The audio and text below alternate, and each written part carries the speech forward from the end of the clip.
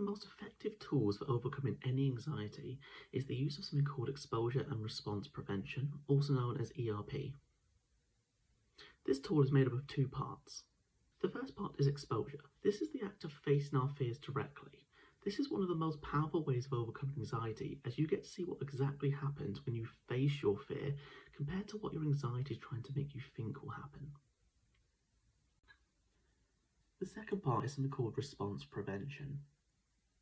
Often people try to use a series of behaviours designed to prevent their fear from occurring. My other videos explore these in more detail. Watch those if you haven't already. But here's the cliff notes. When we face our fears, we need to prevent the use of our typical response of trying to prevent our feared outcome. This is because these behaviours trick us into thinking they've worked to prevent our fear. This only strengthens our fear in the long term. To show why ERP is needed, let's apply the principles to a different type of phobia, as this can sometimes make it easier to understand than applying it directly to our own emetophobia. Let's imagine someone with a phobia of pigeons and birds. One day they go to the zoo, walk into an enclosure, and there's a bird flying around freely. They start to panic and they run out. Look at this graph to see what happens to their anxiety. It quickly rises, goes up to, let's say, 75%, and they feel they cannot cope. They're worried about what the pigeon's going to do. They might think it might attack them or hurt them in some way, and they run out the room. Their anxiety quickly reduces.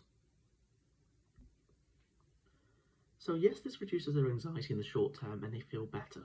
But now imagine what happens each time they see another pigeon or bird. Their anxiety shoots up like it did before, and then how do you think they're going to overcome it again? They leave. And this has this pattern where their anxiety increases, quickly decreases, and this can actually grow over time, and anxiety can get worse and worse and worse. So how is ERP different than this? ERP is a great way of reducing our fear by gradually exposing ourselves to our feared situation without escaping or distracting ourselves from it. When we stay in a situation which we find really scary, our anxiety slowly decreases. This is because we start to realise our fear hasn't come true yet. Sometimes it can take, 5 minutes, sometimes it can take longer, 20 or so minutes. If we stay in a situation long enough, we realise nothing bad happens, and the next time we're less anxious and less scared. Have a look at this graph. The first time you try exposure therapy, your anxiety shoots up. Over time, it slowly decreases as you realise you can cope and nothing bad happens. The second time you do it, your anxiety increases, but not as high, and slowly starts to come down again.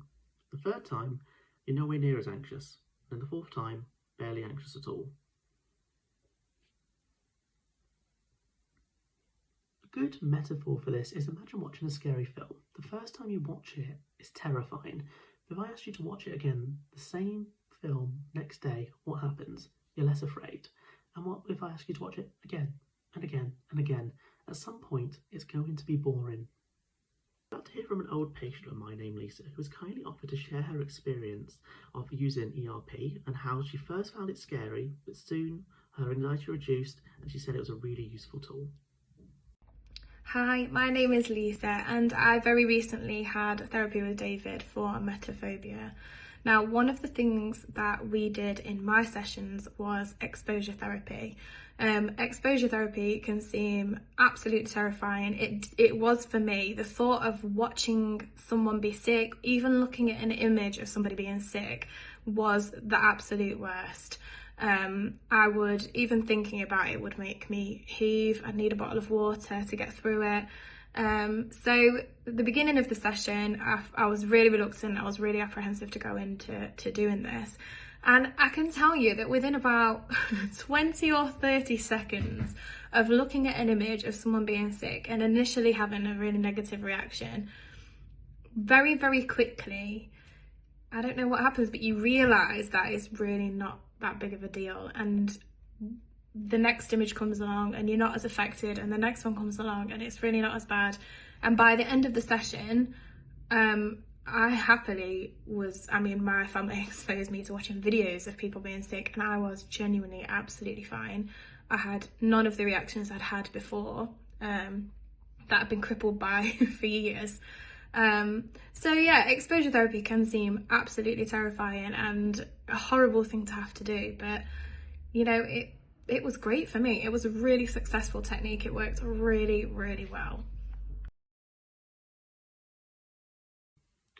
So, if you feel ready to start with exposure therapy, watch my next video to talk about how we actually do this.